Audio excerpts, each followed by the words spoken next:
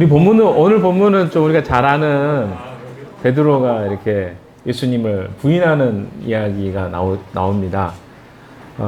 사실, 우리가 방금 정체성 인사를 했지만, 제가 영어로 보면 we are special in Christ라는 뜻이죠. in Christ라는 단어가 없으면 우리끼리 그냥 너는 특별해 라고 말하는 건데, 그리스도 안에서 우리는 특별한 존재이다 라는 것은 좀 다른 것 같아요. 그러니까 많은 사람들이 정체성, 우리가 요즘에 또 내가 누구인지 이제 알았습니다. 이 책을 같이 공부하고 있는데, 여기에서도 정체성은 굉장히 중요한 내용이죠. 내가 누구인지를 어떻게 인식하는지에 따라서 나의 삶의 모습들이 전부 달라지기 때문에 그렇습니다. 내가 누구인지 제대로 이해한다면 우리의 삶은 굉장히 많이 달라질 것 같습니다.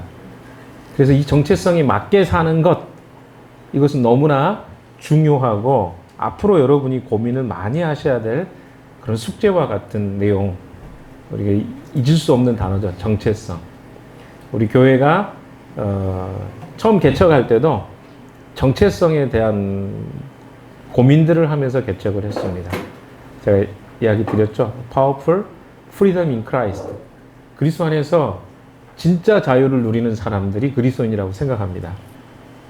그런데 우리가 잘 돌아보면 정체성이 분명하지 않기 때문에 그 정체성이 분명하지 않은 것으로 인해서 우리의 모습들에 차이점이 있는 것들을 보게 됩니다.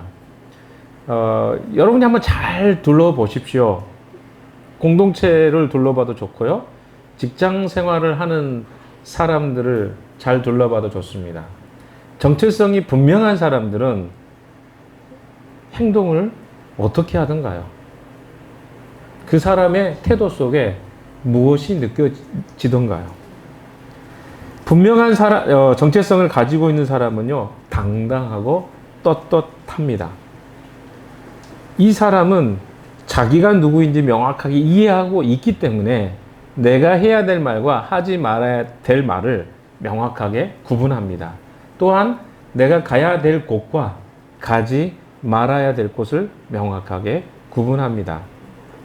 최근에 우리 재판 문제 때문에 법원에 이 재판관이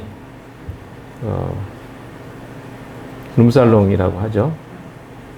이곳에 가서 지금 문제가 되고 있습니다. 근데 재판관이 왜 거기를 가면 안 될까? 누구랑 가면 안 될까?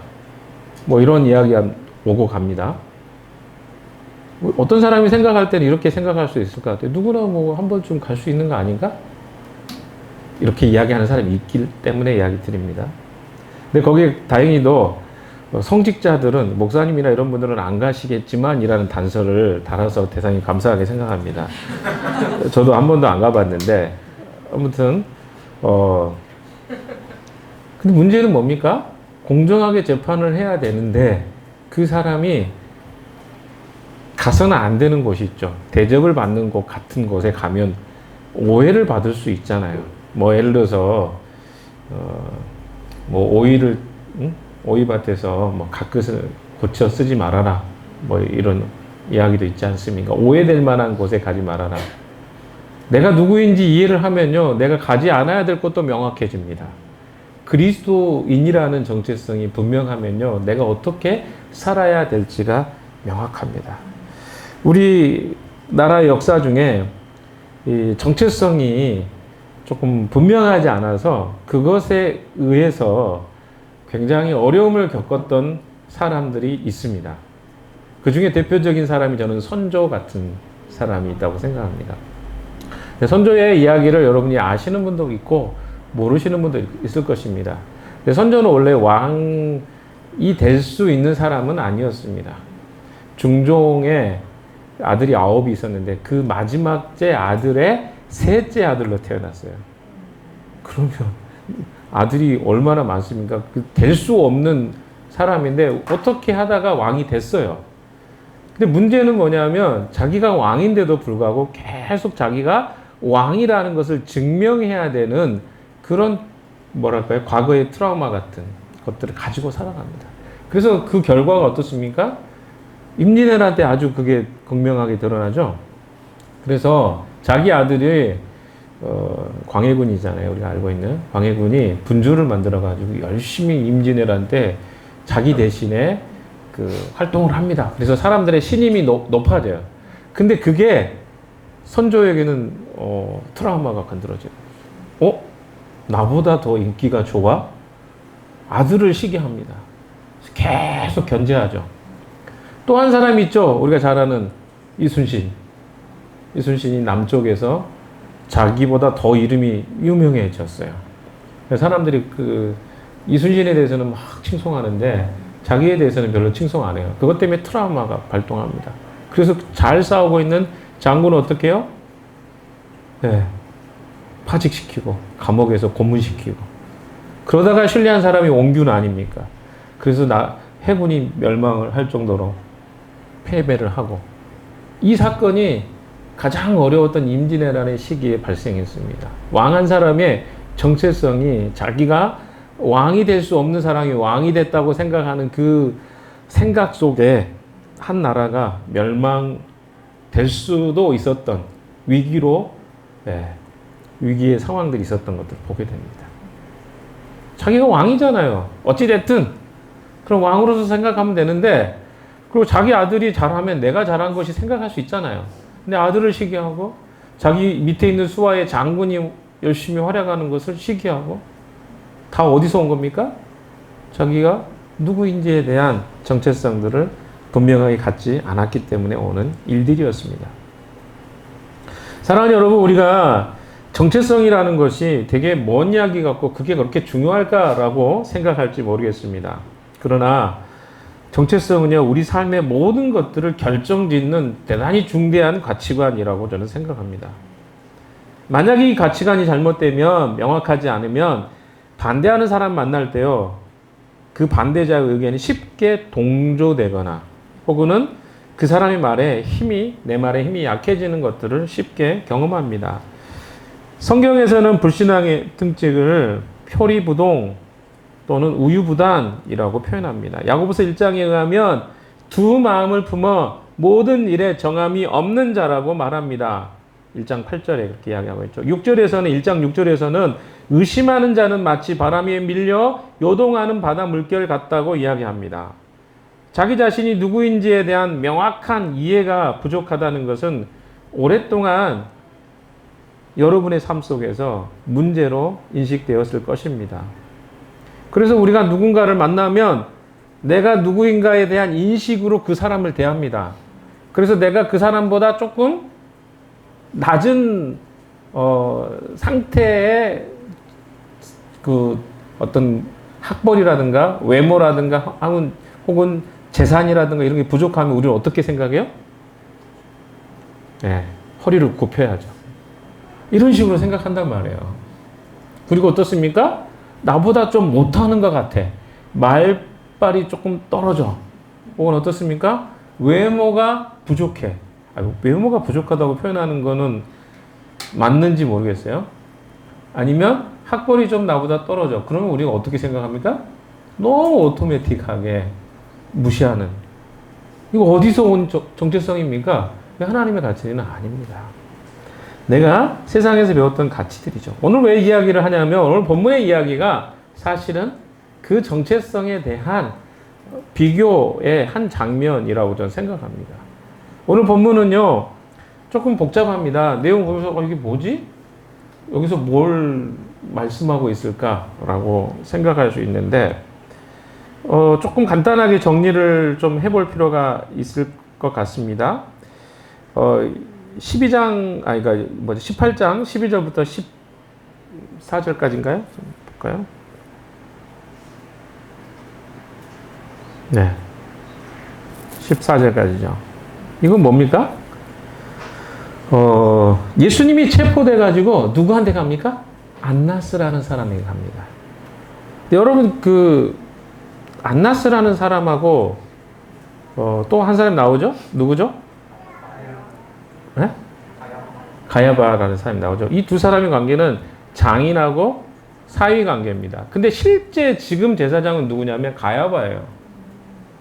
지금 안나스에게 갔단 말이에요. 이거 좀 생각해 보셔야 돼요. 안나스가 실질적인 대제사장 역할을 한 사람입니다. 무슨 말이냐면 우리 출애굽기 공부해봤잖아요. 대제사장은 한 사람밖에 없어요. 그리고 그 사람은 어떻습니까? 죄와는 굉장히 관계가 없어야 돼요. 왜? 죄가 있으면 하나님 앞에 설 수 없는 존재가 대제사장의 존재입니다. 자기를 위해서도 제사를 지내야 되고, 그리고 지성소에 들어갈 때 잘못하면 죽을 수도 있는 존재가 대제사장입니다. 그런데 안나스는 원래 대제사장이었어요. 그런데 사위가 누구의? 로마의 힘을 타고 대제사장으로 직분으로 세워집니다. 그리고 안나스가 폐해져요. 근데 유대인들 안에서는 어때요? 안나스가 더 영향력 있는 사람이에요. 사위하고 장인하고 참 그렇죠? 우리가 볼 때는. 그런데 가야바가 로마에 그 세워진 대제사장이라고 한다면 정치적으로는 그러니까 가야바가 세워진 거고, 실제적으로는 영향력은 누가 있습니까? 안나스가 있어요. 그래서 안나스 앞에 먼저 갑니다. 그 이야기예요. 그런데 여기서 중간에 여기 스토리가 참 복잡합니다. 근데 어떻게 나오냐면 안나스 이야기 나온다. 이거 누가 나와요? 아니, 지금 본문에 베드로 이야기 나오죠. 어디가 가야바가 나와요? 안 나오잖아요. 없는 이야기를 하세요. 예, 아무튼 사실만 이야기하십시오. 여기 보면 베드로가 이야기 나옵니다. 근데 우리가 왜 갑자기 안나스 이야기 나왔다가 베드로 이야기 나왔다가 또 뭐예요? 안나스 이야기 또 나왔다가 그렇죠? 대제사장 이야기 나왔다가 베드로 이야기 나온단 말이에요. 그러면 요한이 지금 뭔가 의도하고 이 내용을 이렇게 진행하고 있다고 생각을 하셔야 됩니다. 그렇지 않을까요? 그냥 쭉 하면 되잖아요. 근데 그 사건들을 하나씩 중간에 집어넣었단 말이에요. 그 의도가 있다는 거죠. 그걸 좀 여러분이 염두에 두시고 내용을 조금 따라오시면 좋겠습니다. 자, 하나씩 이야기를 좀 해보도록 하겠습니다. 12절부터 14절까지 한번 읽어볼까요? 시작. 경정들과 그 부대장과 유대 사람들의 성전 경비병들이 예수를 잡아 묶어서 먼저 안나스에게로 끌고 갔다. 안나스는 그의 대제사장인 가야바의 장인인데, 가야바는 한 사람이 온 백성을 위하여 주는 것이 의롭다고 유대 사람에게 조언한 사람이다. 자, 안나스에 대한 이야기가 쭉 나옵니다. 그 다음에 베드로 이야기 나오는데요. 이렇게 이야기를 정리하시면 될 것 같아요. 두 가지를 하고 있습니다. 요한이. 첫 번째는 대제사장이 누굽니까? 안나스예요. 실제적으로 유대인이 믿는 사람들은 안나스입니다. 그런데 진짜 대제사장이 누굽니까? 예수님이에요. 이거 비교하고 있어요. 아니, 아이러니예요. 뒤에 보시면 안나스 앞에서 예수님이요, 뺨을 맞아요. 뺨이 맞았는지 모르겠어요. 명확하게 표현되어 있지는 않습니다. 그렇죠? 근데 맞기는 해요. 손바닥으로 예수를 때렸다고 그랬어요. 22절에 보시면. 22절이 이렇게 돼 있죠. 한번 읽어볼까요? 시작. 예수께서 이렇게 말씀하시니 경비병한 사람이 곁에 서 있다가 대제사장에게 그게 무슨 대답이냐 하면서 손바닥으로 예수를 때렸다. 근데 뒤에 보면 예수님이 뭐라고 하십니까? 증거를 대라. 그러니까 지금 무슨 말이냐면 증거 없이 예수님이 지금 십자가에 못 박혀 죽는 상황으로 몰려가고 있는 거예요. 그걸 예수님이야. 그러니까 지금 예수님이 십자가에 못 박히시는 것은 어떤 잘못을 해서가 아니라 인간의 죄의 문제 때문에 지금 예수님이 십자가에 못 박히신다는 것을 명확하게 설명합니다. 근데 웃기잖아요. 진짜 대제사장은 누굽니까? 예수님이에요. 그런데 이 옆에 있는 경비병이 예수님을 때려요. 근데 그 이유가 뭐라고요? 대제사장 앞에서 말버릇이 왜 그러냐라고 하면서 때리는 거예요. 그게 이 아이러니를 지금 집어넣은 거예요. 그러니까 요한복음 1장 시작할 때도 그랬죠. 빛이신 예수 그리스도, 세상을 창조하신 그리스도가 이 땅에 왔는데 세상이 그를 알아보지 못했더라. 빛이 어둠에 비쳤지만 어둠이 그 빛을 알아보지 못했더라. 그 이야기가 쭉 진행된 겁니다. 그 뭡니까? 진짜 대제사장인데 가짜 대제사장이 서가지고 진짜를 힐난하고 있는 거야. 재판하고 있는 거야. 웃기잖아요. 그걸 요한이 폭로하고 있는 것입니다. 지금 말이 되냐 이게. 그리고 예수님을 때리는데 대제사장한테 잘못한다는 거 이유로 예수님 맞은 거예요. 지금 이게 지금 웃기는 상황이잖아요. 이걸 지금 폭로하고 있습니다. 대제사장이 누구인가를 지금 보여주는 거예요. 진짜 대제사장이 누구냐? 그 이야기 하나고 또 하나 뭡니까? 베드로는 그 왜 들어갈까요? 그 이야기를 오늘 좀 숙제로 풀어야 될 것 같습니다. 베드로가 여기 보면 부인하는 이야기 나오잖아요. 부인하는 이야기 뭡니까? 그 마태복음 22장에 보면요. 61절인가요? 거기 보면 명확하게 나옵니다. 예수님을 뭐라고 해요? 저주하고 맹세하면서 부인합니다. 그러니까 저 사람 몰라. 저런 사람을 내가 따른다고 뭐 이 정도가 아니라 그 이상인 거예요. 저주했어요. 그 이야기가 나와요. 그리고 누가복음은 예수님이 그 순간에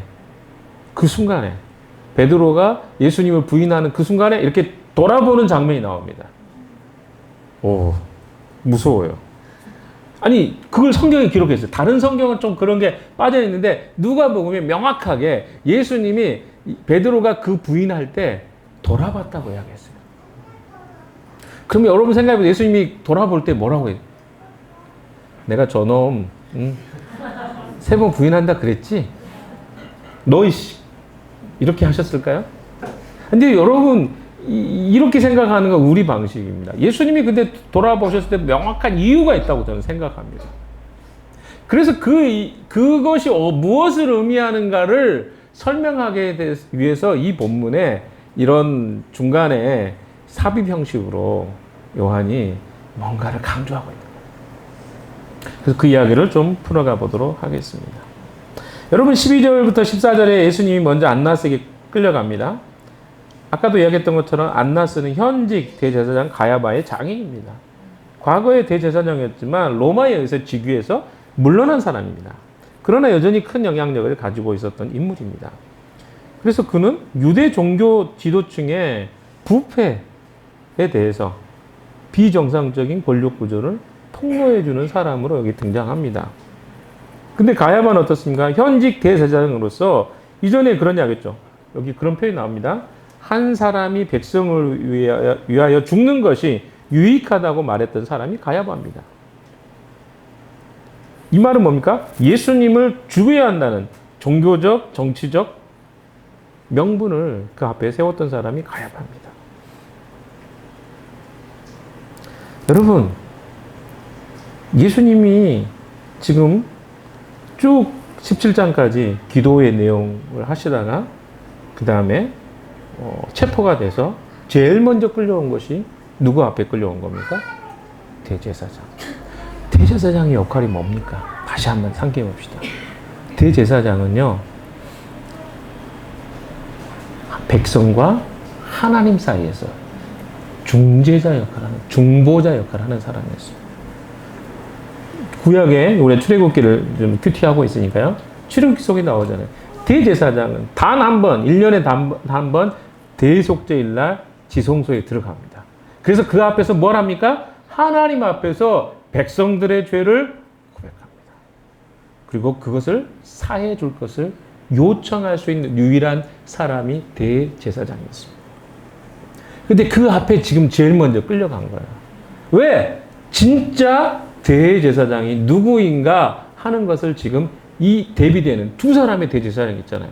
지금 가야바하고 안나스도 똑같이 두 명이거든요. 대제사장이 2명이에요. 어떻게 대제사장이 2명이 될 수 있어요?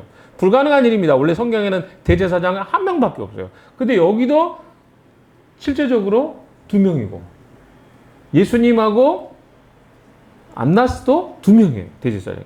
그럼 이거 뭘 의미할까요? 여러분, 사람들이 생각할 때는 권력자가 세운 대제사장이 누굽니까? 가야바예요.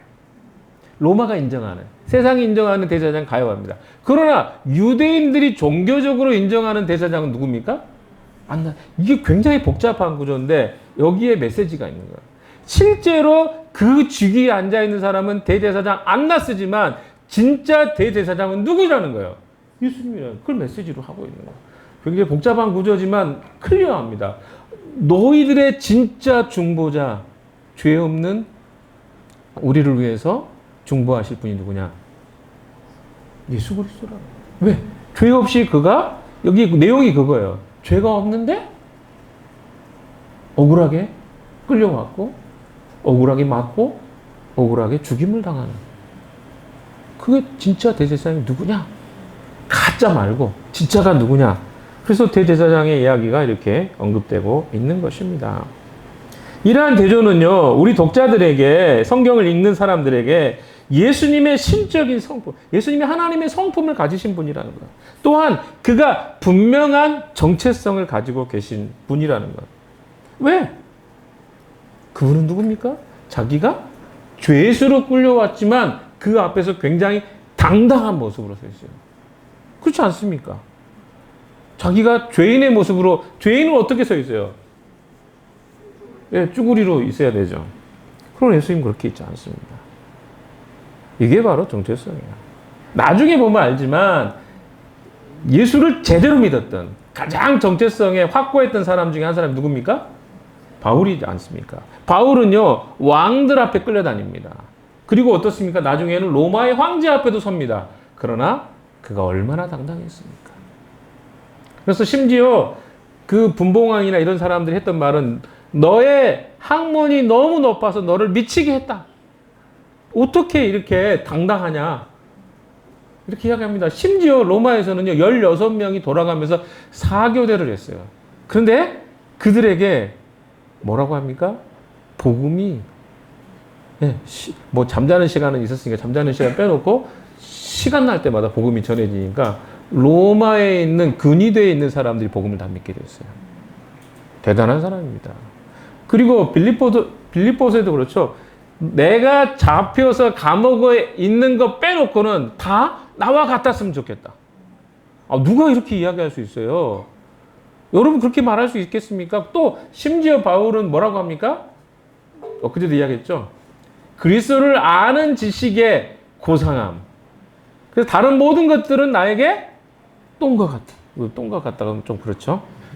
변과 같다. 아니 그것도 그렇죠. 그럼 뭐라고 할까요? 배설물. 똑같잖아. 뭐가 다 같아요. 그러니까 뭐냐면 예수 그리스도를 아는 지식이 가장 나에게는 중요하고 나머지 것들은 그렇게 중요하지 않다. 이 고백을 바울이 했잖아요.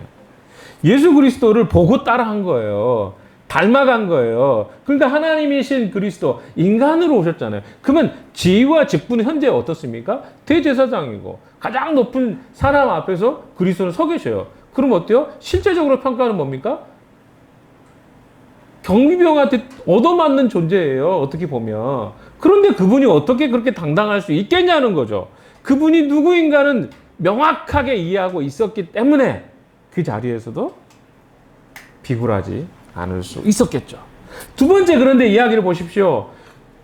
베드로는 어떻습니까? 베드로가 왜 실패했을까요? 베드로는요, 사실 여러분이 잘 아시는 것처럼 자기 열심히 뛰어났던 사람입니다. 얼마나 열심히 강합니까? 그는 어부였어요.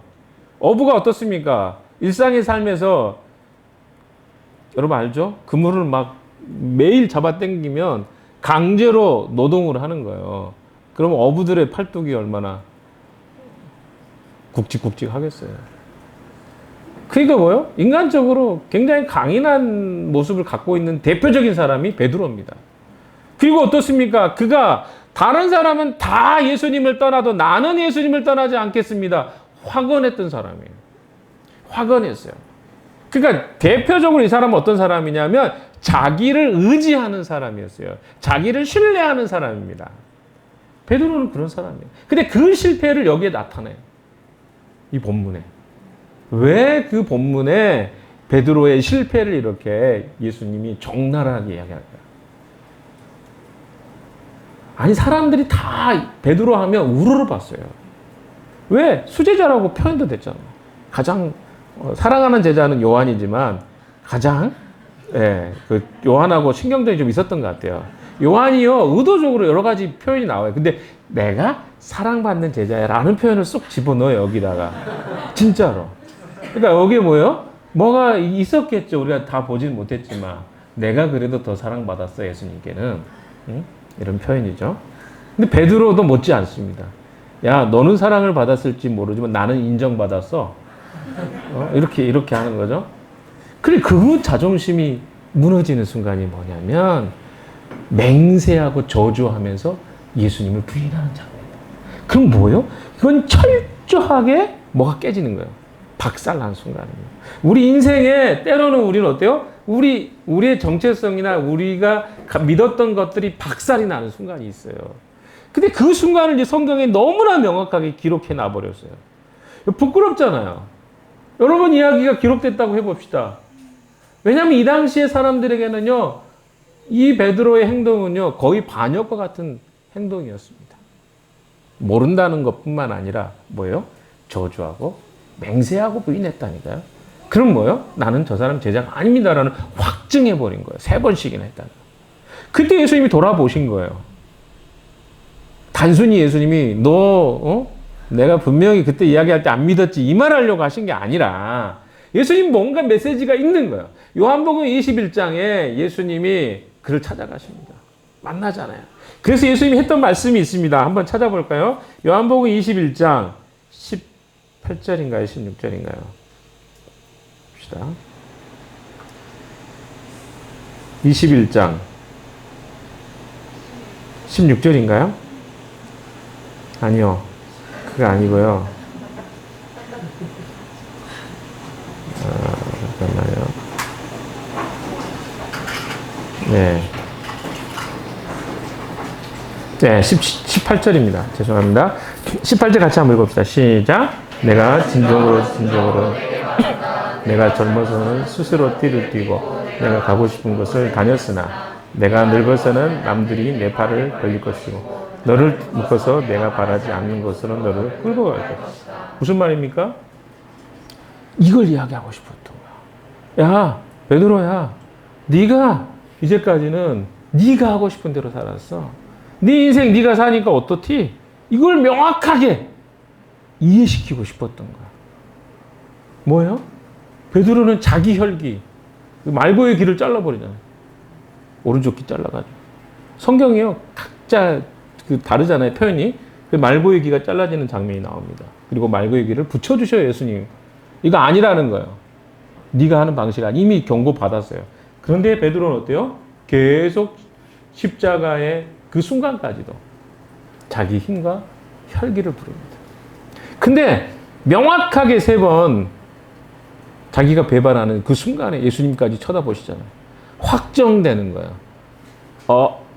나는 진짜 내 인생 밑바닥이구나 라고 하는 것을 경험하는 순간입니다. 여러분 그런 경험이 없습니까? 나 진짜 쓰레기구나. 이런 느낌 받을 때 있잖아요. 예, 여러분 그렇게 느끼지 않을 수도 있어요. 그러나 어느 순간에 아무리 내가 옳다고 이렇게 내가 이렇게 나를 생각하고 있었는데 어느 순간에 내가 실제로 바닷가 같은 모습이 있다는 것을 느껴지는 그 순간에 여러분 어떤 선택을 하십니까? 성경엔 2가지 선택이 있어요. 대표적으로 한 사람은 가룟 유다입니다. 가룟 유다는요, 예수님 팔았어요. 돈 주고 팔았어요. 은 30전에 예수님 팔았어요. 그래서 팔자 한번 고쳐보려고 했던 게 가룟 유다예요. 근데 가룟 유다 어떻게 줬습니까? 자기가 죄책감을 느껴요. 그래서 사람이죠. 죄책감을 느끼니까. 그래서 어떻게 해요? 자기 목숨을 스스로 목매달아 죽죠. 근데 그를 향해서 성경은 뭐라고 이야기합니까? 그는 예수를 버린 사람, 떠나간 사람.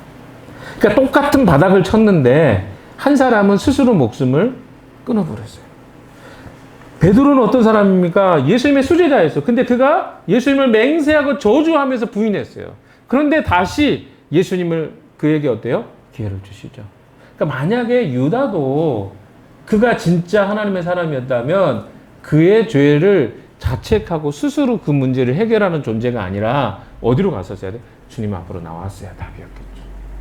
중요한 문제는 뭐냐면 우리가 누구인가에 대한 것들을 스스로 자기를 정의하는 사람과 그리스도 안에서 자기를 이해하는 사람의 차이가 여기 있는 거예요. 정체성은. 사람들이 나에게 명칭해주고 이야기해주는 것으로 살아가는 사람이 있고요. 하나님이 나를 누구라고 지칭해주는가로 살아가는 사람이 있다는 것입니다. 대부분의 사람들은요, 사람들에 의해서 자기를 규정합니다. 그래서 어떻게 살려고 해요? 사람들의 이야기와 말에 맞추어 살려고 한다는 거예요. 그 대표적인 사람이 누굽니까? 가룟 유다였어요. 그래서 그는 어때요? 자기가 범죄했을 때 스스로 목숨을 끊는 것이 의롭다고 생각했어요. 철저하게 자기중심적 사람이었습니다. 그러나 베드로는 어떻습니까? 바닥을 경험했어요. 자기가 말했던 거 하나도 지키지 못했어요. 그리고 심지어 예수님까지 확증적으로 어떻게 보셨을지 그건 모르겠어요. 째려보지는 않으셨을 것 같아요. 막 이렇게 보지는 않았겠죠? 어떻게 보셨겠어요? 베드로야, 뭐 이렇게 했을까요? 뭐 어떻게 했을까요? 모르겠어요. 상상을 여러분에 맡기겠습니다. 근데 중요한 건 뭐예요? 확인시켜 준 거예요. 네가 어떤 존재인지 아니? 너 스스로는 너는 안 돼. 그래서 예수님이 이야기를 하신 거예요. 요한복음 21장 18절에 내가 젊어서는 스스로 띠를 띠고 네가 스스로 네 삶을 개척하고 살았을지 몰라. 그러나 내가 늙어서는 남들이 내 팔을 벌릴 것이고 나중에 십자가에 거꾸로 못 박혀 죽잖아요. 어떻게 그가 죽을지를 이야기하심이라고 이야기합니다. 그럼 무슨 말입니까? 어떻게 성령에 의해서 하나님의 도구가 돼서 살아갈지에 대해서 이야기하십니다. 여러분, 유순이라는 단어 아시죠? 유순함, 온유함, 유순함 다 같습니다. 예전에 A.W. 토저가 했던 말, 제가 자주 했던 이야기인데 기억나시나요? 유순함, 온유함. 온유함은요, 그냥 태생 자체가 그냥 부드럽기 때문에 온유함이 아닙니다. 야생마가 길들여진 상태를 온유함이라는 단어를 썼어요. 무슨 말인지 아십니까? 그 안에 있는 혈기, 그 안에 있는 욕망이 통제되지 않고 제한되지 않으면 그래서 어디다 쓸 데가 없다는 거예요. 야생마예요, 그냥. 우리 중에 야생마 많잖아요. 막 받고 하고 싶은 거 다 해버리고. 그 야생마가 사람에 의해서 길들여지지 않으면 그 말은 어디다 쓸 데가 없는 거예요. 그리고 온유함이라는 것은 힘이 없는 상태가 아니라 힘을 조절하고 통제하는 상태를 온유함이라고 이야기합니다.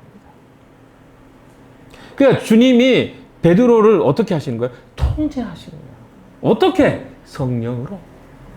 여러분 갈라디아서에 보시면 베드로가 또 실수하는 장면이 나옵니다. 여러분 잘 아시잖아요. 어떻게? 안디옥에서 베드로 참 바울도 성격이 고약스럽죠. 갈라디아서는 바울이 조금 비교적 젊었을 때 썼던 내용이라고 합니다. 그러니까 어때요? 고약스럽게 베드로하고 자기하고 있었던 사건을 그냥 고발 형식으로 써버렸어요. 근데 어떻게 씁니까?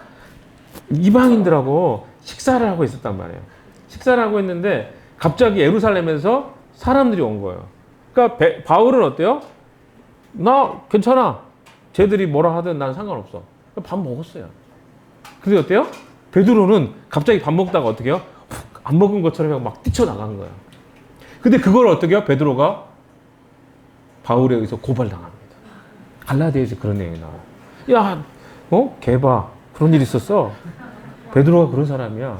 사실은 베드로는 굉장히 그 초대교회에서는 위치가 이렇게 높은 사람이었는데 또 그런 실수를 해요. 근데 실수하지 않는 게 중요한 게 아니라 그 실수를 어떻게 바꿔가는가 더 중요한 거 아닐까요? 베드로는 그런 사람이었습니다. 실수를 정말 많이 했어요. 그러나 예수님 이야기하지 않습니까? 다시 그를 만나서 그가 바뀌어요. 사도행전 2장, 3장에 보시면 베드로가 어떻게 바뀌었는지가 나타납니다. 사랑하는 여러분, 베드로 이야기가 그냥 우리에게 해주시는 이야기가 아니라고 저는 생각합니다. 우리 공동체는 비교적 젊은 공동체입니다. 그래서요, 야생마들이 많아요. 야생마, 여기서 야생마라는 것은 그냥 내 마음대로 살고 싶은 욕구가 강하다는 이야기를 하고 싶은 거예요. 그런데 정체성은요, 내 마음대로 사는 게 아니에요. 그리스도가 예수님이 나를 누구라고 이야기하는가로 살아가는 존재가 그리스도인 거예요. 내 마음대로 살고 싶으면 뭐가 되는 거죠? 주님 앞에는 아무 의미가 없는 거예요. 야생마야, 그냥. 근데 야생마를 야생마 잘 길들여지면 유용한 존재예요. 하나님 앞에. 여러분은 지금 어떤 상태입니까? 주님의 통제, 이렇게 뭐죠? 주님이 이렇게 말에 있는 거 있죠? 고삐죠. 고리라고 할 뻔했네요. 고삐를 땡기면 어때? 말이 멈추죠. 근데 야생마는 어때요? 뒷발질해가지고 주인을 떨어뜨리려고 하잖아요. 그 차이예요. 그러니까 내가 주님이 어떤 분인가를 정말 이해하잖아요. 그럼 그분께 쓰임 받을 수 있죠.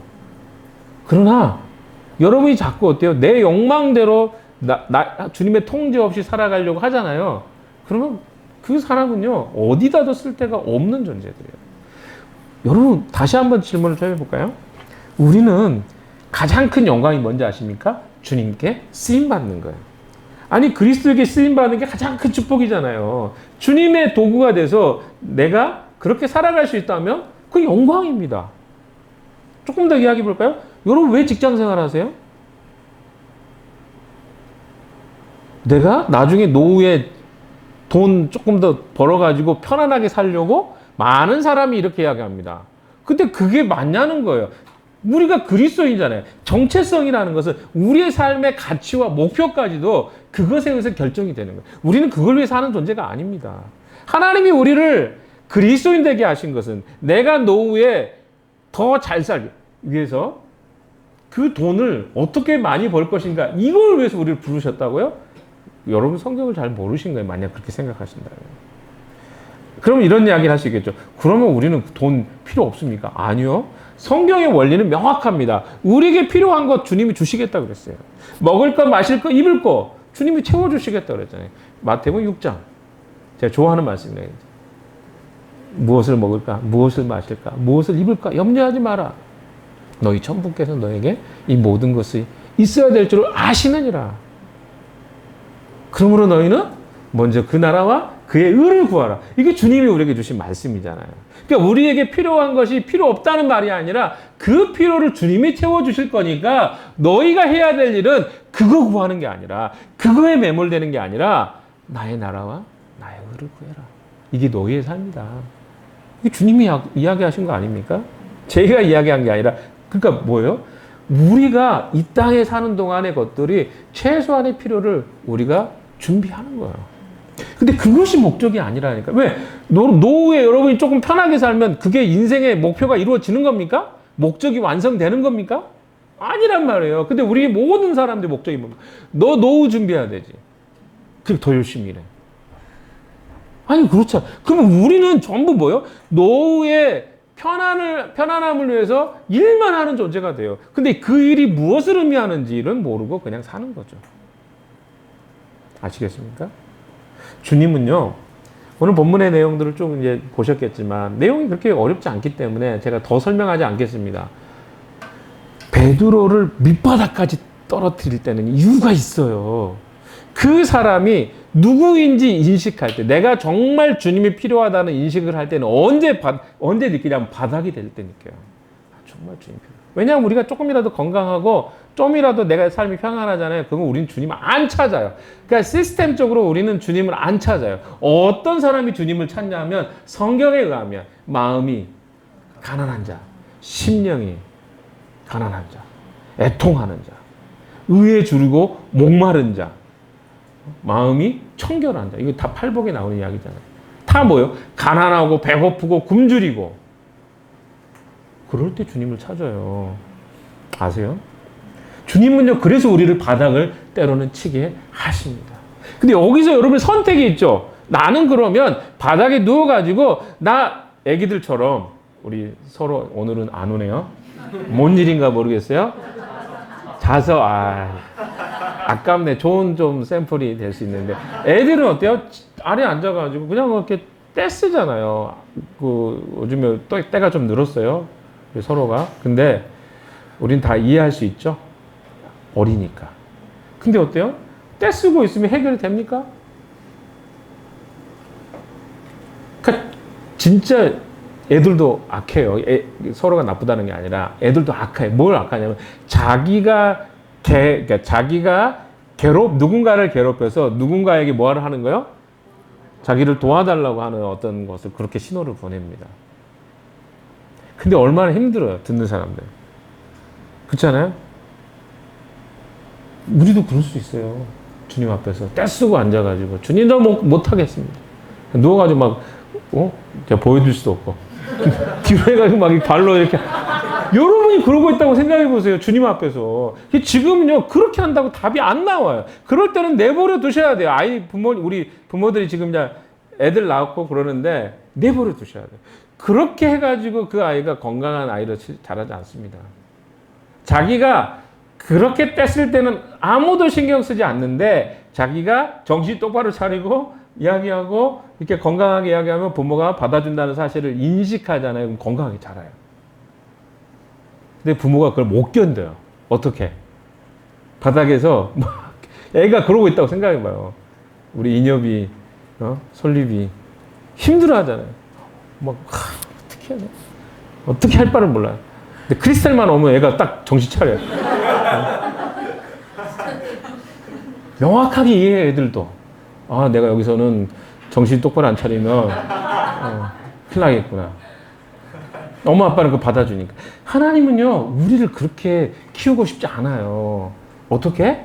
우리가 명확하게 그 바닥 안에서 그냥 내가 힘들기만 하고 그러면 위로만 받고 이런 존재로 자라는 존재가 아니라 우리가 스스로 똑바로 정신 차리고 하나님 앞에 온전한 존재가 되어지기를 원하십니다. 그래서 우리에게 때때로 어때요? 바닥을 치게 하신다니까요. 여러분 그 바닥에 지금 여러분이 몸이 닿고 있습니까? 그럼 무슨 생각해야 돼요? 바닥을 뚫을 생각하지 마시고 더 밑으로 내려갈 생각하지 마시고 어떻게 해야 돼요? 빨리 정신 차리고 바닥을 딛고 일어서서 주님 앞에 나아가는 쪽으로 가야지 저 바닥 밑은 인생 파멸밖에 없어요. 아시겠어요? 결론을 좀 말씀드리겠습니다. 사랑하는 여러분, 우리 그리스도인입니다. 그리스도인은요, 아까 처음에 이야기 드렸던 것처럼 예수 그리스도와 하나 된 자예요. 그리스도 안에 있는 자예요. 그래서 그리스도 안에서 내가 이해되고 해석되고 그렇게 살아가면요, 우리는 안전한 자가 되고 우리는 주님 앞에 귀중한 자, 소중한 자, 특별한 자가 되는 것입니다. 그러나 나를 그리스도 안에서 해석하지 않고 세상이 말하는 기준으로 나를 보기 시작하잖아요. 그럼 우리는 반응을 해요. 어디에 반응합니까? 사람들에게 잘 보일 반응을 해요. 여러분은 어떻습니까? 사람에게 잘 보이려고 이 땅을 살아가고 계십니까? 아니면 하나님 앞에 내가 바른 정체성으로 살아보려고 몸부림치고 계십니까? 지금 이 기간이 그런 훈련의 기간이에요. 여러분, 우린 이제 30대들이 많아졌습니다. 30대들. 여러분이 멋있어지는 방법 간단합니다. 그리스도 안에서 정체성 갖는 거예요. 유창호, 쿠팡에서 뭐죠? 무슨 육아죠? 육아 하는 것도 말하기가 힘들었잖아요. 왜? 그 직장에서 요구하는 그런 느낌이 막 강하잖아요. 그걸 이겨서 어찌됐든 하게 됐습니다. 곧 할 거죠? 이거요, 진짜 어려운 일이에요. 그러니까 내가 정말 그게 하나님 안에서 옳은가를 우리가 확신하면 그 분위기 속에서도 해야 되는데, 그거 내가 안 하면 이게 불안이 오잖아요. 나중에 혹시 내가 맡은 직종이 사라져버린 거 아닐까? 나중에 와가지고 내 직장 잘리는 거 아닌가? 막 이런 불안이 엄청 옵니다. 이게 우리가 직면하는 현실 속의 삶입니다. 그러나 그리스도를 의지하는 사람은요, 그것하고 상관이 없어요. 주님이 옳다고 하면 우리는 하는 거예요. 그럼 나머지 것들은요, 주님이 책임져 가십니다. 그것이 바로 그리스도 안에 정체성을 가진 사람들인데, 우리는 내가 저 세상의 사람들의 기준에 맞추려고 엄청 애쓰고 살잖아요. 그러니까 어때요? 야근도 엄청나게 하시잖아요. 잘하시고 계신 겁니다. 아직 바닥이 아니기 때문에. 바닥을 향해 가고 계신 거예요. 바닥을 딱 치잖아요. 그럼 나 이렇게 살면 안 되겠는데? 이런 생각이 와요. 왜? 우리는 주님의 자녀이기 때문에. 꼭 야근하는 걸 문제로 삼는 게 아니라 내가 사람들의 기준에 의해서 살고 있는지, 주님이 때로는 힘들지만 사람들의 눈치가 아니라 주님 때문에 어떤 선택을 하는지를 제가 말씀드리는 거예요. 여러분, 한 주간 동안 우린 또 싸움을 싸워야 됩니다. 누구 안에서?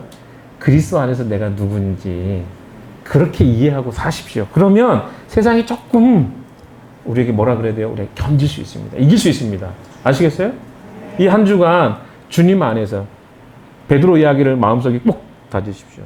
우리의 진짜 대제사장이신 예수 그리스도가 우리 주인입니다. 뭐가 두렵습니까? 그래서 베드로가 달라진다니까요.